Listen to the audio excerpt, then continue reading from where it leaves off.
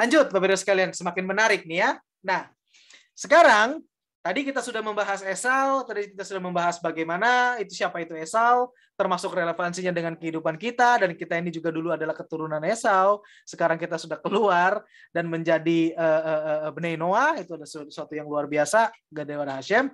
Dan sekarang kita akan mulai masuk kepada bagaimana Amalek itu bekerja, gitu kan? Nah, kalau di Bereshit 36 itu menjelaskan keturunannya dan dari siapa itu Amalek, hasil dari hal seperti apa, di sini di Shemot 17 itu menggambarkan dan menceritakan bagaimana Amalek bertindak. Nah, ini kita baca. Ini akan sangat luar biasa Bapak Ibu sekalian. Kita baca ya di sini. Vayishu kol adat bnei Yisrael mimidbar sin. Ya, terjemahannya adalah maka berjalanlah segenap jemaah Bani Israel dari padang gurun Sin, ya, Mimidbar Sin dikatakan lemai shehen alpi Hashem, oleh karena perintah Hashem, ya, disuruh jalan oleh karena perintah Hashem. Oke, lanjut. Dikatakan apa?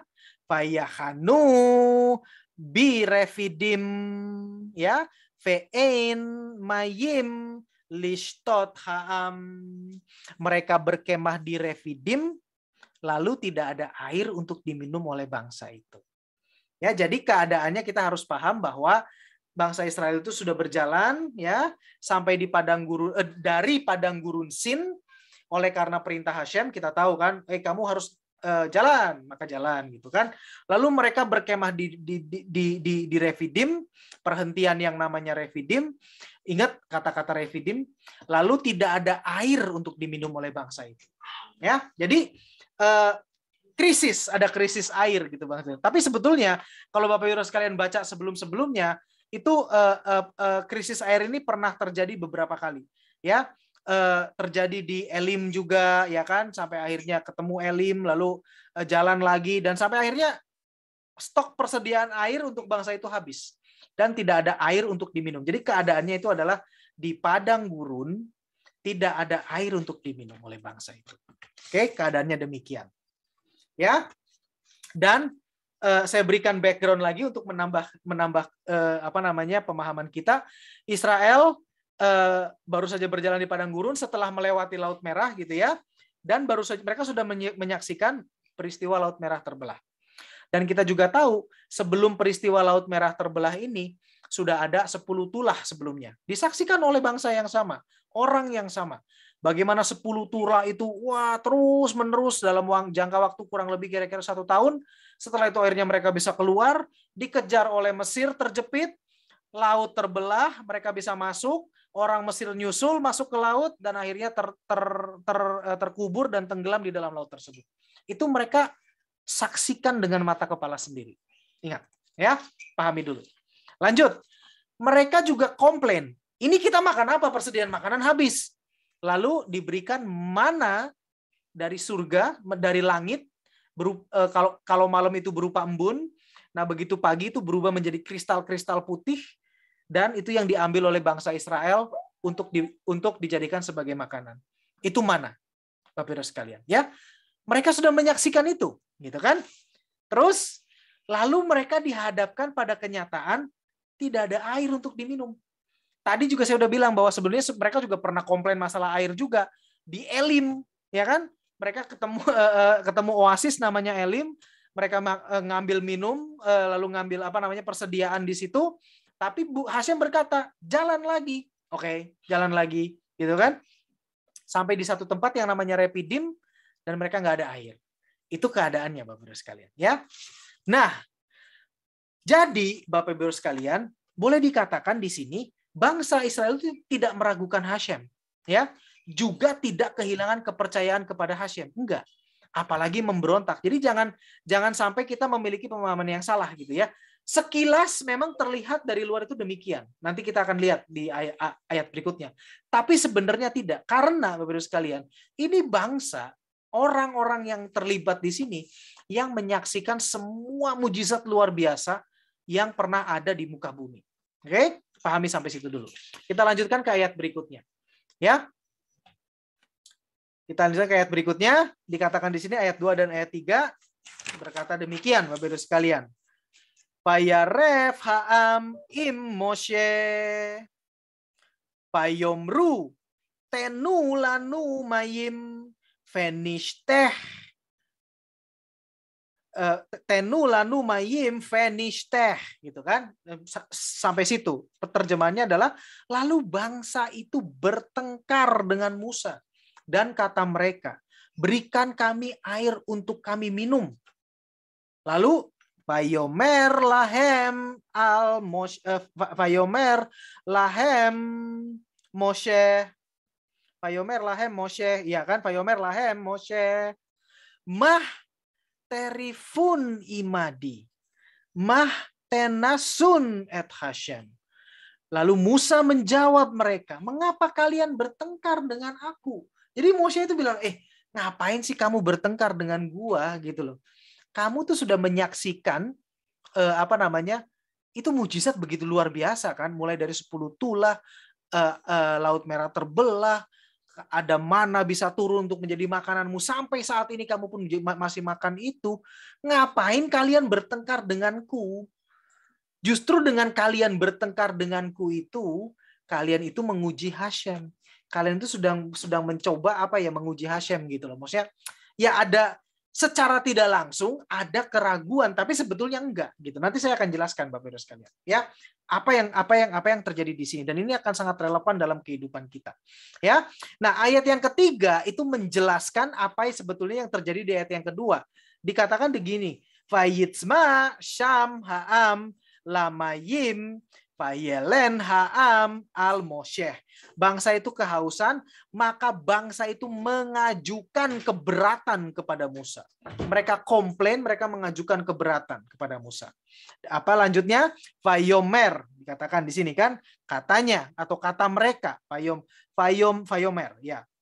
Lamah zeh he elitanu mimitsraim. Mengapa engkau membawa kami keluar dari Mesir? Ya kan? Lehamit oti, untuk membuat kami mati gitu kan. Lehamit oti, ve'et banai, ve'et miknai, batsama, untuk membuat kami mati kehausan, kami dan anak-anak kami dan hewan ternak kami. Maksudnya itu seperti itu. Jadi gini Bapak Ibu sekalian, yang terjadi sebetulnya seperti ini. Ya, sekali lagi pahami bahwa mereka ngerti, mereka tahu ada Tuhan, mereka tahu Hashem. Nah, tapi ketika keadaan itu menjepit mereka gitu ya, mereka itu tidak meragukan Hashem, karena kalau kita balik ke sini nih Bapak Ibu sekalian, sebuah pengajaran Hasidik ya, ketika mereka komplain, bangsa Israel itu mereka mengukur kemampuan diri sendiri. Mereka tidak mengandalkan mujizat. Jadi bangsa Israel itu ngotak, bangsa Israel itu mikir, sudah ada 10 tulah, itu mujizat. Yang pertama. Sudah ada Laut Merah terbelah, itu mujizat juga. Yang kedua. Sudah ada mereka diberikan mana. Yang ketiga. Itu mujizat luar biasa loh, tiga-tiganya. Ini bahkan 10 kali gitu kan. Bangsa Israel mikir, mereka tahu bahwa untuk Hashem melakukan mujizat itu harus ada merit. Kita harus memiliki kelayakan. Satu mujizat dalam tulah, oke lah, mungkin kita masih layak. Tapi seperti pulsa itu sudah kesedot, keambil. Masih diberikan mujizat, dilakukan mujizat yang kedua itu adalah Laut Merah terbelah. Terjadi juga. Mereka mikir lagi, mungkin kita masih ada sisa pulsa, sisa merit. Tapi udah kesedot lagi di bagian yang kedua, mujizat Laut Merah. Lalu ada mujizat yang ketiga, Bapak Ibu sekalian. Mana turun dari langit setiap hari. Mereka mikir, habis. Pulsa kita habis, gitu kan. Mereka mikirnya begitu. Bukan mereka nggak percaya kepada Hashem. Mereka pikir pulsa kita habis. Kenapa? Sudah banyak mujizat. Masa kita mau mengandalkan mujizat lagi? Nah, maksud mereka, Bapak Ibu sekalian, maksud bangsa Israel, dengar baik-baik ya, ketika mereka mengajukan keberatan kepada Musa, itu mereka tuh secara logis dan mereka bertengkar gitu, gini bertengkarnya Bapak sekalian. Musa, kamu kan tahu, kamu pemimpin kami, kamu itu tahu, sudah banyak mujizat yang dilakukan. Mbok ya tolong pimpin kita segera ke tempat yang kita udah nggak butuh mujizat lagi. Ini padang gurun tengah-tengah, kita gali air pun belum tentu dapat. Sekarang kita kehausan, mau dapat dari mana air? Masih ada pulsa untuk melakukan mujizat oleh Hashem. Yang masih ada pulsa yang bisa membuat Hashem melakukan mujizat buat kita. Itu maksudnya Bapak Ibu sekalian. Gitu maksudnya Bapak Ibu sekalian. Ya. Nah, tapi itu justru yang membuat mereka dikatakan sebagai mereka itu meragukan. Karena gini Bapak Ibu sekalian, mereka ya itu ketika mereka dibawa keluar oleh Tuhan dengan pimpinan melalui kepemimpinan Musa, itu sesuatu yang sangat luar biasa gitu ya. Nah, jadi maksudnya adalah sebetulnya mereka itu harusnya tinggal diam saja, nggak usah ngoceh, nggak usah ngomong seperti itu. Pasti Hashem akan tolong gitu loh. Cuman tinggal nunggu waktunya aja. Nah, cuman mereka ini karena dengan niat baik dan dengan pemahaman demikian, jadinya begitu Bapak sekalian. Jadinya ngomel ke Musa, ngomel ke pemimpinnya. Musa, kamu ini, harusnya tuh kamu bawa, ingat ya, Musa itu memimpin mereka jalan memutar, itu juga karena Tuhan, gitu kan? Karena Tuhan kan. Dibilang bahwa Israel itu dipimpin memutar, bukan melalui jalan yang paling pendek. Nah, itu yang dikomplain oleh Bani Israel. Lu bener nggak sih memimpin kita itu lewat sini? Kita itu bener-bener hidupnya di ujung tanduk. Mau sampai kapan kita mengandalkan mujizat? Itu loh maksudnya Bapak sekalian. Ya. Nah, tapi dalam kehidupan kita itu bisa terjadi juga Bapak sekalian. Ya, bukannya berarti kita ini kita bicara kehidupan pribadi ya, bukannya kita meragukan Tuhan. Bukannya kita meragukan bahwa Tuhan itu tidak ada, Tuhan tidak memperhatikan. Bukan, Tuhan ada. Tapi kita justru meragukan diri sendiri. Nah, itu yang pernah ini saya ceritakan kehidupan saya ya. Saya seperti itu Bapak Ibu sekalian. Pernah ada di posisi seperti itu. Ya. Ketika keadaan nggak enak gitu ya. Anak-anak sudah semakin besar, butuh biaya besar. Ya kan, tapi keadaan mungkin di Parnasah gitu tiba-tiba ada sesuatu tekanan. Lalu saya melihat diri saya sendiri gitu kan, umur udah segini, mau cari kerja di mana, ya kan? Saya nggak mungkin masuk sebagai kayak new hire lagi dengan gaji yang dengan pendapatan yang basic yang awal. Nggak mungkin, saya nggak akan pernah bisa bertahan hidup dengan seperti itu. Karena apa? Karena saya keadaannya sudah berbeda. Saya sudah menikah, sudah punya istri, sudah punya anak gede-gede, butuh biaya yang besar. Tapi keadaan itu menekan sampai dengan akhirnya stres sendiri, sampai dengan akhirnya seperti seolah-olah saya tidak mengandalkan Tuhan, dan saya seperti seolah-olah dengan keadaan saya berkata bahwa saya bukan orang yang percaya Tuhan gitu loh. Kira-kiranya begitu. Nah, ini yang Israel hadapi Bapak Ibu sekalian. Ini yang Israel hadapi. Tekanan demi tekanan, bukannya mereka nggak percaya Tuhan, bukan. Tetapi mereka simpel melihat diri mereka sendiri dan mengukur sayanya ini layak atau tidak gitu loh. Sama halnya yang terjadi dalam kehidupan saya. Saya juga pernah dibantu oleh berbagai macam hal yang tidak masuk akal, itu pernah terjadi juga dalam kehidupan saya. Lalu saya ketika keadaan kejepit seperti itu ya, saat itu beberapa tahun yang lalu, saya tuh mikir, bakalan kejadian lagi nggak gitu kan? Kita nggak boleh kita nggak boleh mengandalkan mujizat, betul ya kan? Nah, tetapi ketika keadaan seperti ini itu seolah-olah bahkan jadi membuat kita itu lumpuh, membuat kita itu paralyzed, membuat kita itu nggak bisa ngapa-ngapain. Nah, itu adalah serangan Amalek, Bapak-Ibu sekalian. Nanti kita akan bahas lebih detail lagi ketika minggu depan, Bapak-Ibu sekalian. Cuman sampai dengan saat ini itu adalah bahwa yang dialami oleh Israel itu adalah bukan mereka nggak percaya Tuhan, tetapi mereka melihat diri sendiri dan mengukur diri sendiri sehingga stres sendiri gitu loh Bapak Ibu sekalian. Ya. Nah, stresnya mereka akhirnya ngomong kepada Musa, dan Musa itu berkata, "Mengapa kalian bertengkar dengan aku? Karena dengan demikian kalian itu menguji Hashem. Dengan begitu kalian itu tidak percaya kepada Hashem." Jadi obatnya cuma satu Bapak-Ibu sekalian. Apapun yang dialami, apapun yang sedang kita alami, saya nggak ngerti keadaan kita. Mungkin kita dalam keadaan yang kejepit seperti ini. Tapi yang satu hal yang para rabi ajarkan itu adalah jangan sampai kita kehilangan kepercayaan kita kepada Hashem. Jangan sampai. Pahami bahwa Hashem itu mengatur segala sesuatu. Memberikan kita hal yang baik dan memberikan kita juga hal yang buruk. Itu semua adalah bagian rencana Hashem. Dan Hashem sendirilah nanti yang akan membawa kita kepada jalan keluar dengan caranya, Bapak-Ibu sekalian. Ya, itu yang perlu kita pahami. Itu yang perlu kita mengerti. Yang perlu kita mengerti dalam kehidupan kita ketika kita lagi dalam keadaan yang tertekan seperti itu. Nah, itu yang pertama, dalam diri kita. Yang kedua, resepnya Bapak-Ibu sekalian. Ini berhasil dalam kehidupan saya karena saya pernah jalankan. Yang kedua, jangan pernah lepas dari Torah. Mungkin ketika kita lagi pusing kayak gitu ya, udahlah, males lah. Udahlah, nggak tahu lah gitu loh. Kita nggak ikut siur, kita tidak ikut pengajaran Torah seperti ini.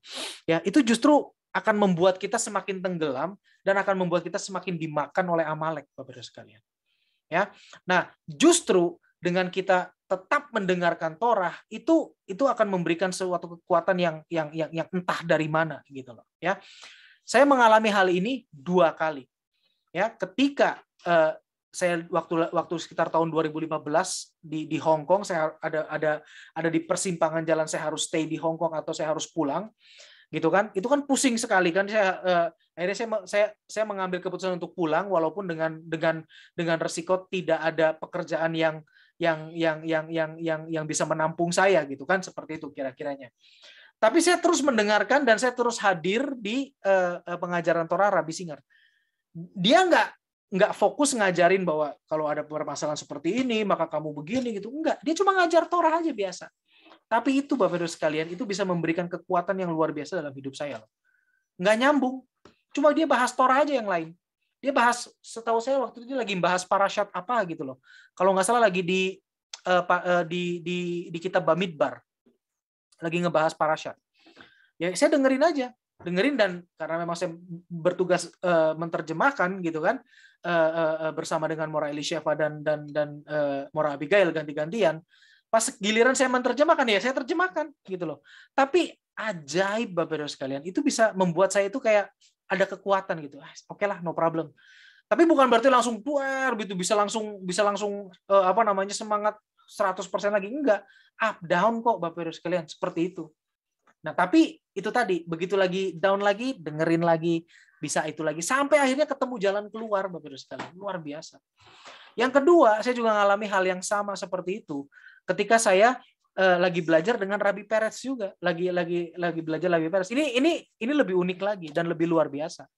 Yang diajarkan Rabbi Peretz itu adalah Torah dimensi spiritual yang dalam gitu kan, sisi spiritualnya.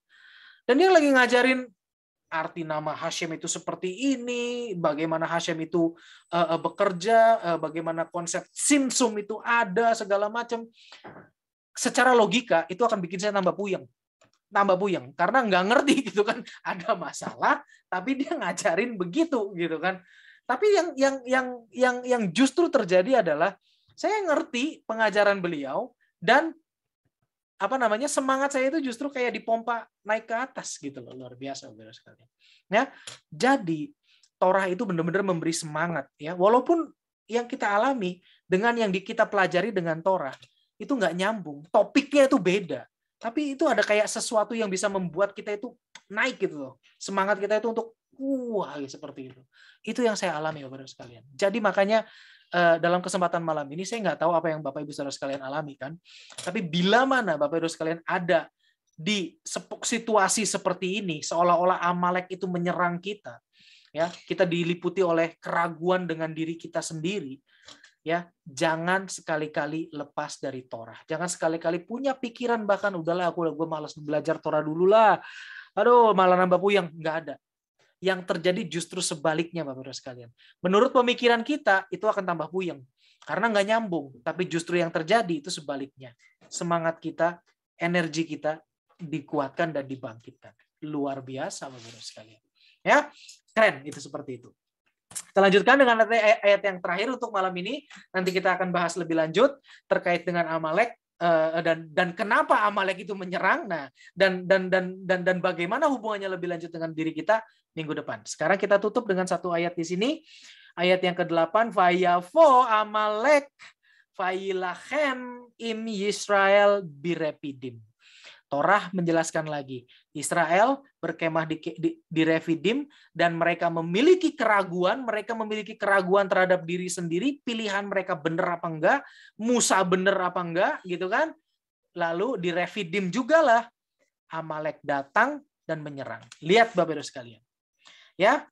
Nih. Kira-kira di daerah sini bangsa Israel habis menyeberang Laut Merah, ya. Dan kira-kira ada di sini. Tidak 100% tepat dan saya yakin meleset, tapi ada di daerah sekitar sinilah gitu loh bangsa Israel itu. Amalek dari mana mereka diam? Amalek itu adalah di sebelah selatan Israel. Sekarang itu namanya adalah Negev.